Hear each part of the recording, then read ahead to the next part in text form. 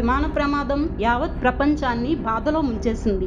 ఈ ప్రమాదంలో విమానంలో ఉన్న వారిలో ఒక్కరు తప్ప మిగతా వారంతా ప్రాణాలు కోల్పోగా పలువురు మెడికోలు కూడా మృత్యువాత పడ్డారు. అయితే విమానం కూలిపోవడానికి సాంకేతిక లోపం కారణమా?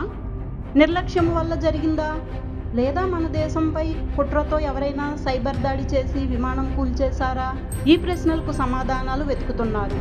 ప్రస్తుతం బ్లాక్ బాక్స్ దొరకడంతో ఏమైనా ఆధారాలు దొరుకుతాయా అన్నది తెలియాల్సి ఉంది.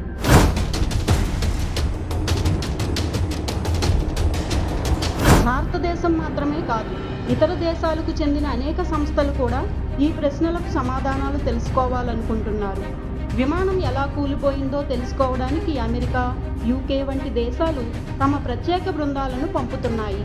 టేకాఫ్కు ముందు విమానంలో ఏదైనా సాంకేతిక లోపం ఉందా? దాన్ని పరిష్కరించలేదా? విమానం అకస్మాత్తుగా పనిచేయకపోయిందా?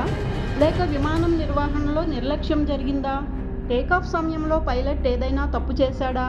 వీటితో పాటు కుట్ర కోణం చుట్టూ కూడా అనుమానాలు తలెత్తుతున్నాయి. సైబర్ దాడి జరుగుతుందనే అనుమానాలు వ్యక్తమవుతున్నాయి.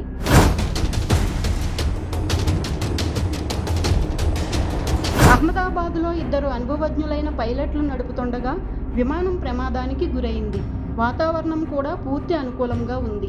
సరిగ్గా టేకాఫ్ అవుతున్నట్లు కనిపించిన విమానం కొంచెం ఎత్తుకు చేరుకున్న తర్వాత ఎలా పడిపోయిందో సీసీటీవీలో రికార్డ్ అయ్యింది. అయితే ఫ్లాప్లను తప్పుగా అమర్చడం వల్ల ఈ ప్రమాదం జరిగిందా? ఇంజన్కు తక్కువ థ్రస్ట్ పవర్ వచ్చిందా? ల్యాండింగ్ గేర్ సమయానికి పైకి లేవలేదా? ఇలా ఎన్నో ప్రశ్నలు సమాధానాల కోసం వేచి చూస్తున్నాయి.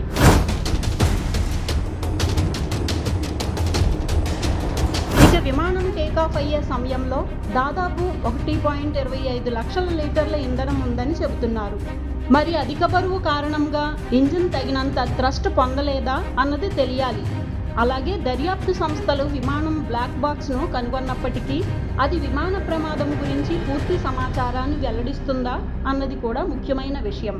ఇలాంటి ప్రశ్నలకు సమాధానం లేకపోవడంతో కుట్ర కోణం ఉండొచ్చన్న అనుమానాలు వ్యక్తమవుతున్నాయి.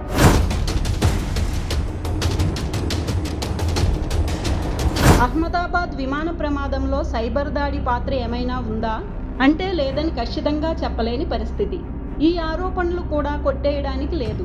సైబర్ దాడి ద్వారా విమానాన్ని కూల్చివేసే అవకాశం ఉందా అంటే గతంలో ఇలాంటి దాడి జరిగినట్లు ఉదహరిస్తున్నారు. దీంతో ఇది దర్యాప్తు సంస్థలు ఛేదించాల్సిన అంశంగా మారింది.